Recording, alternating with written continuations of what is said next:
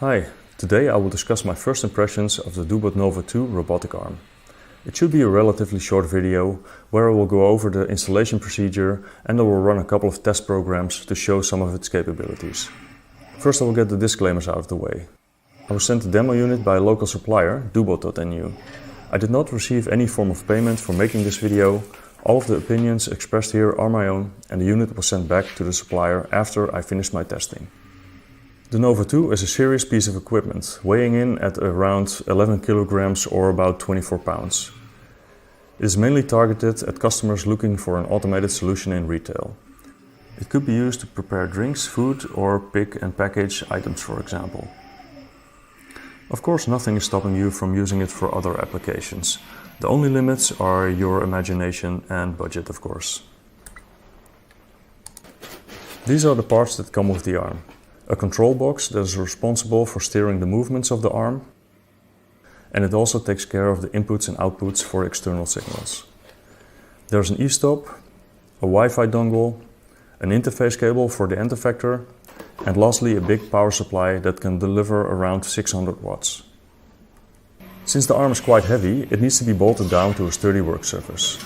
Since I did not feel like drilling 4 holes in my workbench, I decided to mount it to the table of my CNC router, which happens to have the right spacing between the slots in the machine bed.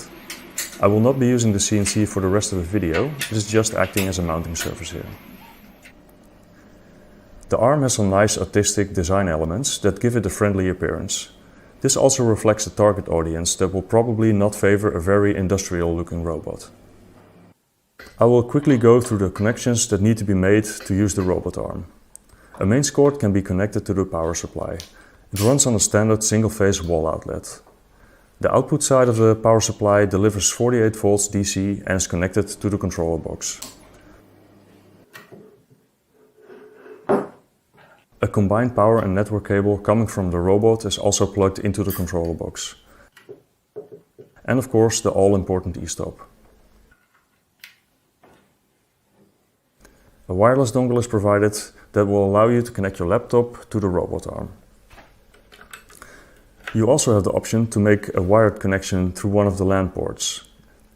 The IP addresses of these LAN ports can be set to automatic or static, depending on your preferences.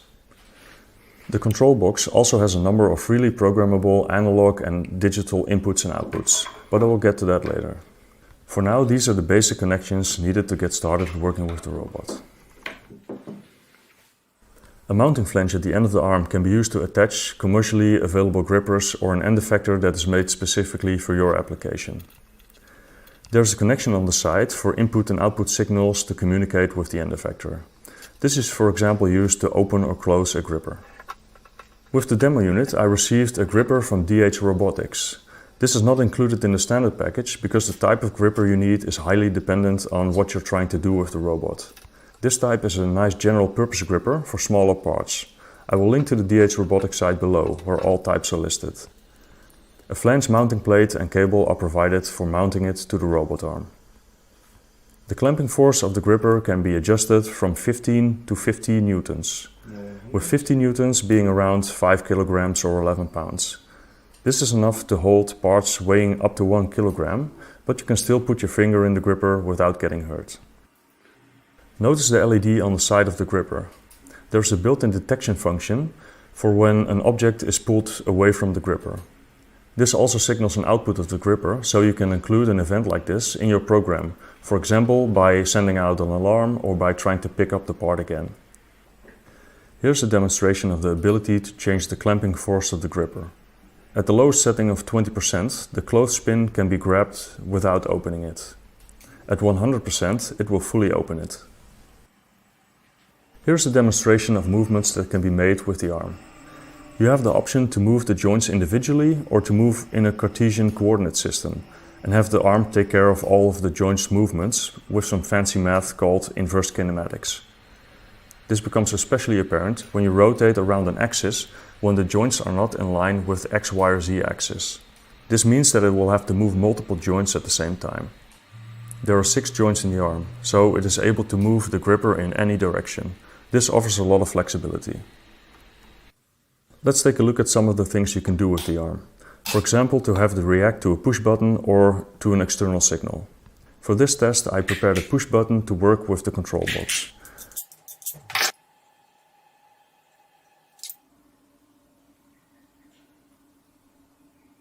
I connected the cable to a randomly chosen input. This was then included into a program to move the arm.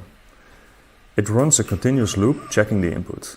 When I press the button and the input becomes high, it performs a couple of movements. When I release the button, the arm stops again. The program you're seeing is made in the Blockly environment of the included software. This is an extremely user-friendly yet powerful method for programming your robot arm. It has blocks for loops, if statements, math functions, custom variables, I/O handling, various movement types, and also things like network communication. There's also a nice integration of grippers from third parties, like the DH-Robotics gripper that I have installed. After selecting it in the software, all available commands for the gripper are included in the Blockly environment, so it can be used in your program. Depending on your needs and preferences, you can program the robot in either this visually oriented method or with a Python script. Personally, I like the Blockly environment, and I think that this includes most, if not all, functions that are available to you. For doing some pick-and-place exercises with the Nova 2, I chose these end mill boxes, which can easily be manipulated with the gripper. To show the additional freedom of movement that you get with 6 joints, I printed both a vertical holder as well as a holder at a randomly selected angle. You can align the coordinate system of the holders with that of the robot arm, but it is also possible to create a new coordinate system based on how they're oriented. In order to pick and place products, you have to tell the robot where they are located. The easiest way to do this is by moving the arm manually to each pick and place location and to store it into a variable. I created variables for where to pick up the parts and some safe intermediate locations that can be used to avoid crashing into the holders. After you've saved the location, the variable containing its coordinates will become available for use in your programs. The program I made uses some logic that allows me to transfer the entire row of parts by incrementally moving sideways for each new part. If you want to, you could also use the built-in palette option for this.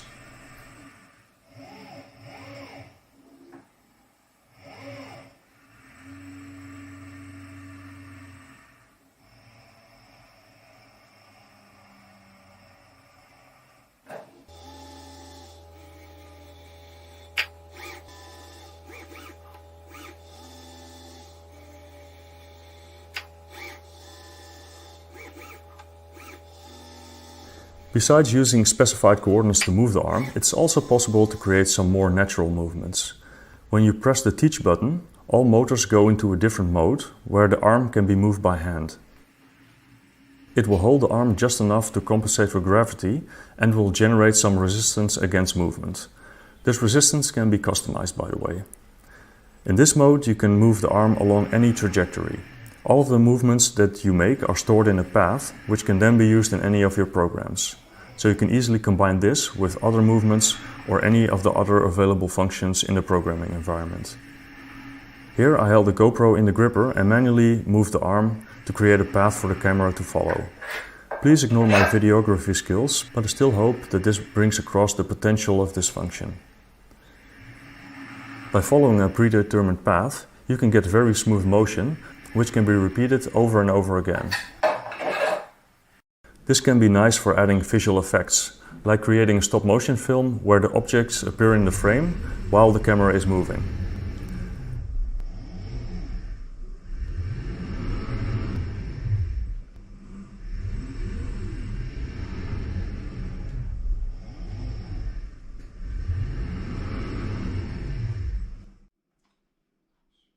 Here's another example, in this case with my old Pentax 6.7.